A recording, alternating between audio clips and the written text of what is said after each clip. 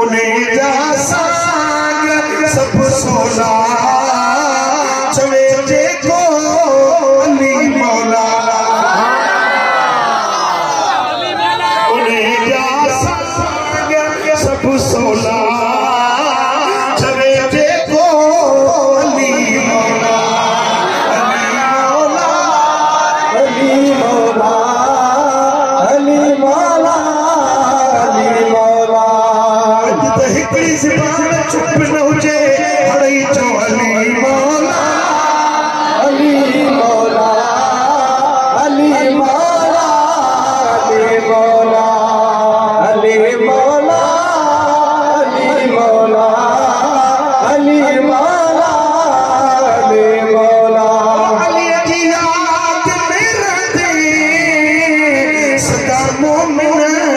सुखो रहे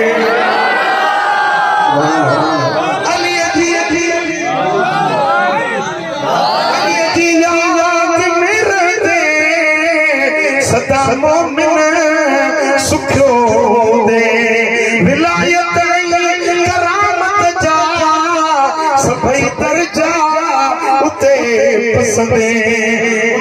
कर पेश जी गोला अली मौला उते कर पेश जी गोला अली मौला अली मौला अली मौला अली मौला अली मौला अली मौला अली सब सुच रखो सफर या मुनाफिक अली सब डोला रखंदा आहिनि तो माण्हू रखंदा आहिनि या काफर अली सब रखंदो या मुनाफिक रखंदो सदाए पे मोमिन निरड़ते सजदे जा निशान कंध ते बिस्तर खणी हले पर अली सा पूसवा मौला अली सा दुश्मनिया समझ तक तो बड़ा अली जो नालो वठो माण्हुनि जा चेहरा वेही ॾिस अली जो नालो वठी माण्हुनि जा चेहरा निहार मोमिन जो चेहरो टिड़ी पवंदो बाकी पवंदो अली जो नालो ॿुधी दिलि ठरी पवंदो अली जो नालो ॿुधी मोमिन जा चेहरा खुला पवंदे मुनाफिक जो चेहरो चुला ओ अली साचे अदावत सो काफर या मुनाफिक उन्हीं ले पाए जा शोला अली मौला अली मौला उन्हीं ले पाए जा शोला अली मौला अली मौला अली जी आल साचे जी अदावत वाली आदत साईं फरमाता मौला अली का रिवायत मौला अली का रिवायत सुनो हैदर करार तो फरमाए मदीने वाले साईं मूसा वायदो कयो कसम उन्हें रब की साथ जो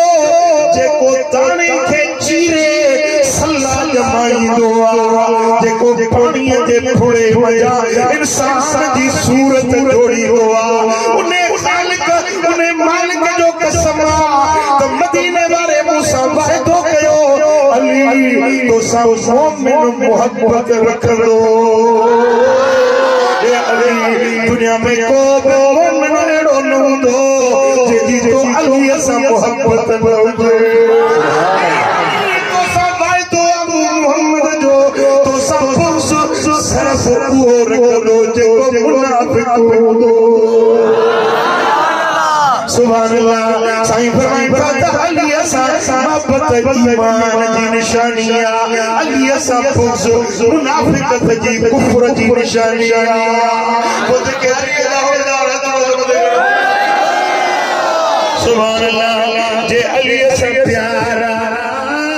त अली जे बच्चन सा भी प्यार अली जे औलाद साडी प्यार मदीने वाले साईं फरमायो त मुझे अहल बैत मुझे बचन मां जे बच्चे सा एहसान कयो